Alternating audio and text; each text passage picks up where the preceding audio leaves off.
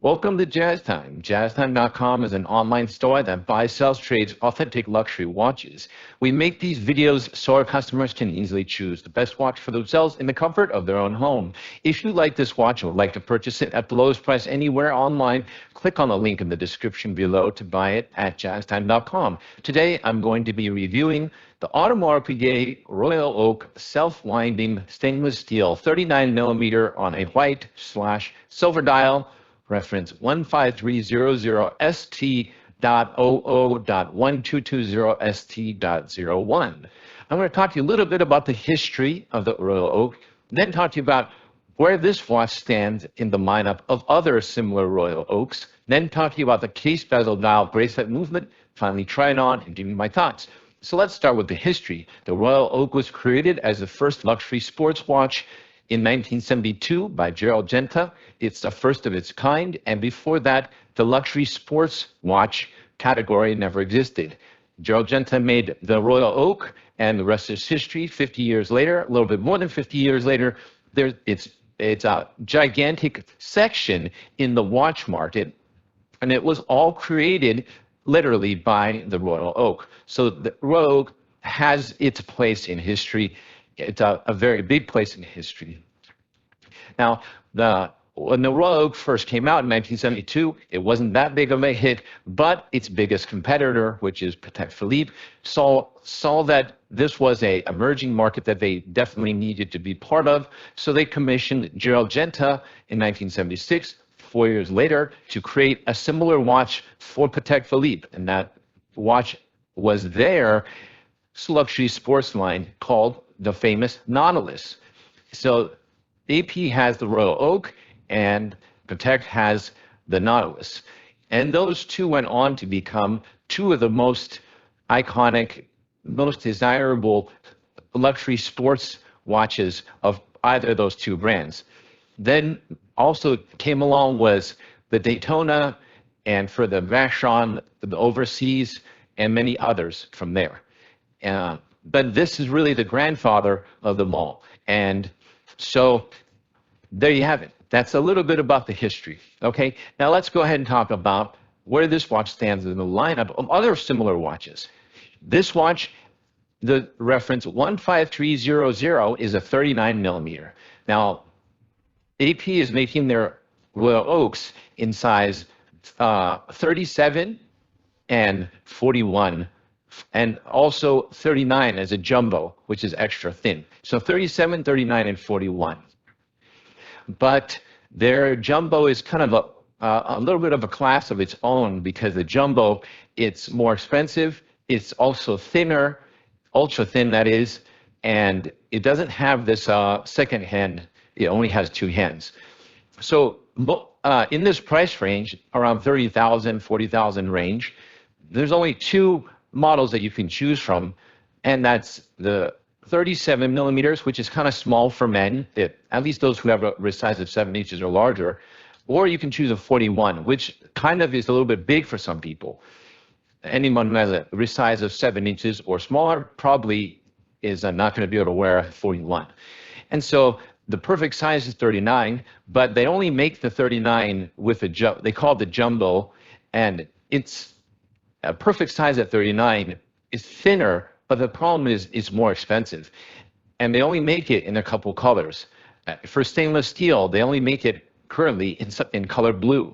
I think they used to make it in white also, but I'm not sure about that. I have to check on that. But at any rate, the thing is, the jumbos are all going to be at least 50,000 plus. Actually, I just confirmed they did used to make a jumbo in size 39, but they're all like 50,000. So if you want to be spending around the 30,000 range, then you got to go with this one. And the 15300 was produced from roughly 2005 to 2012. It had a 7-year run approximately, and it's the first of the modern Royal Oaks. After 2012 to approximately 2017, they had the reference 15400, and then from 17 to 21, they had the 15500, and from 21 to current, which is 24, they have the 15510. So they had different years, they had different models in each years. Okay, this is the very first of that, and they made it at a very good, reasonable size of 39. And I just tell you this so you get an idea of, like, why should I buy this one versus the newer one? Well, basically, it comes down to size and color and price. If you don't want to spend $50,000 for a jumbo, you'd like to send someone more like $30,000, well, this would be a good choice. And also, you don't want a big 41, this would be a good choice also. Okay, so those are the reasons. But that tells you where this watch stands in the lineup of other similar ones. Okay, now let's go ahead and start talking about the watch itself. Let's start with the case. So the case, as I just told you, is 39 millimeters. That's my thumb to my index finger, the longest distance across the bezel. All right, and if you turn it on its side, it's actually thinner than the current the models. I believe that the current models are somewhere around like 11 millimeters or so, or 10, 11 millimeters. I can check that, I guess. I believe this one, I didn't exactly check with the calibers, but it does look a little bit thinner, but it doesn't look too thin. The jumbo, I've seen it in person. Actually, to be honest, it looks a little bit too thin. You know, you don't want the watch too thin, otherwise there's no bulk or no heft to it. But, you know, of course you don't want it too thick also because it's cumbersome. But this one, really, if you look at the side profile, it's just perfect. Now, they keep the dimensions the same. So all the Royal Oaks, whether it's 39, 37, 41, they're all the same similar dimensions, so it's not that much to talk about. It has a beautiful design case. This, as you see here, this Royal Oak looking case. Okay, okay, let's move on to the bezel. Now the bezel is not much different either. It's your standard steel bezel, and it has high polish on the edges with a satin finish going up and down, and these hexagonal screws. They're not actually screws, they're acceptors. They accept the screw coming from the other side. And none of that's really changed. So let's talk about the dial next. Now, the dial, to you and me, just looks white. They actually call it silver on the website. But I'm not so sure that I really see silver in this thing. To me, it just looks white. Anyways, besides the point, let's talk about the dial itself. Now, it uses the Mega Tapisserie dial, which is standard. Now, I'm just going to point out some of the differences, why this one is different or how it's different from the newer generation. Now, first thing you'll notice here is that the AP sign at the 12 o'clock, the newer versions, which I also have one here, so I'm going to pull it up next to you so you can see how this one, 2005, 2012 model, compares from a 2024 model, which is what I have here also. It's 20 years apart, but if you look at them side by side, they more or less look the same. The only difference is what I'm going to point out to you right now. The case is the same proportions. The bezel, same proportions, obviously different size. One's 39, one's 41. But let's talk about the dial. So the dial does have a little change. It has this AP sign here on the 39 millimeter, and the words Audemars Piguet here are actually printed. They're printed in this black color. Whereas on the newer version, the 2024 model, this 15510, you see the Audemars Piguet is written, and it's actually written in white gold and glued onto the dial itself. It's a much more laborious process, and you know what? But at the same time, it depends. It's an artistic thing. Depends on how you like it written. Okay. Now, and before actually, you also see this word automatic. Now you don't see that word anymore. So there you have it. Okay, the other thing is I want to point out to is the proportions of the dial. Actually, they got the proportions of the dial right the first time. Where you see on the 39 millimeter, the hour markers are long, and they almost touch the hour hand and minute hand, so that it fills the space completely. Now, if you look at the newer versions, version 15400, 15500, that wasn't the case. They made the hour markers very short, and they left too much space in the dial, and they figured that out. So they, in the final version, which is what you see, the 41 millimeter, they go back to filling up the entire space of the dial, and they make the hour markers long and the hour hand and minute hand long, so that it completely fills up the space. And they leave the date position at the 3 o'clock toward the periphery.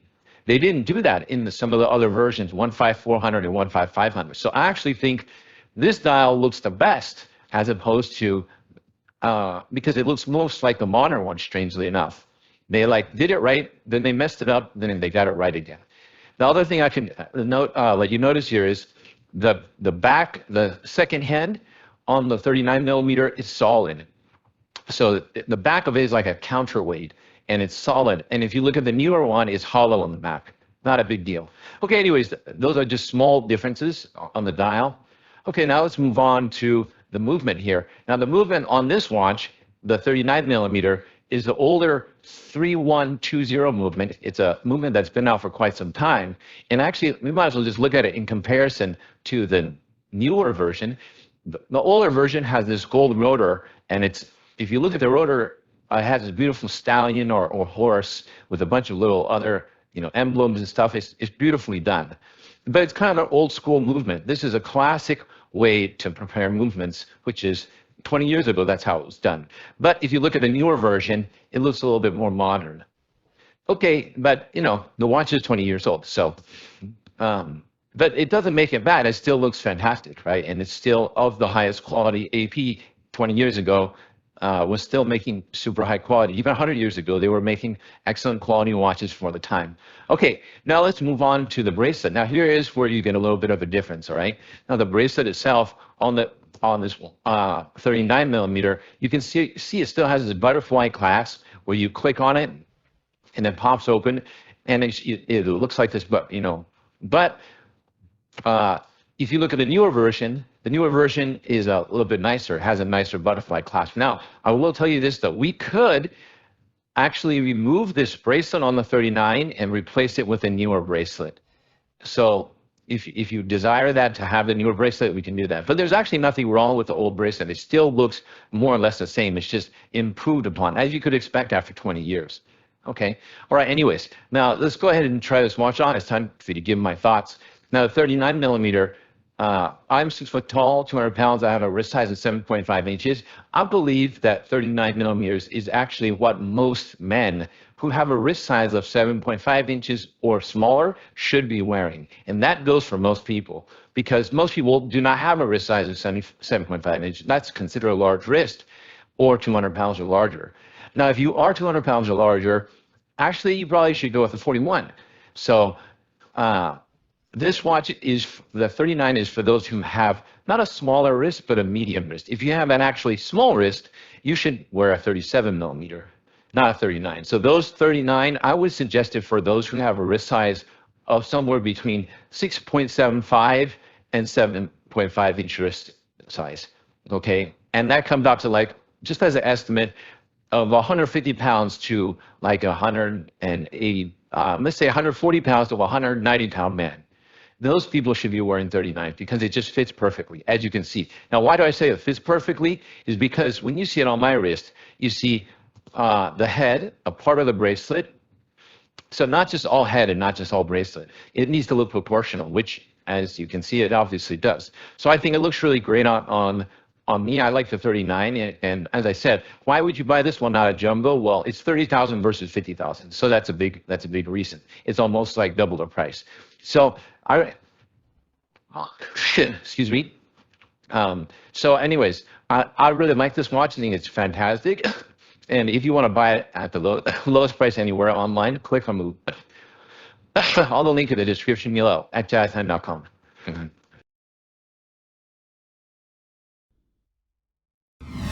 If you want to find out more about the watch you just saw in the video, you can just click below on Show More to see the full description. Then you can check the link next to model as seen in video, click on it, and you will get to the proper page where you can see all the details. If you're watching on a mobile phone, you have to click on the arrow down on the right hand side below the video to see the full description. If you like this video, please give us a thumbs up.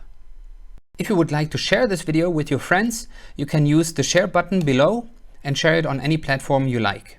If you have questions, constructive feedback, want to tell us about some mistakes or misspeaks, just write a comment below.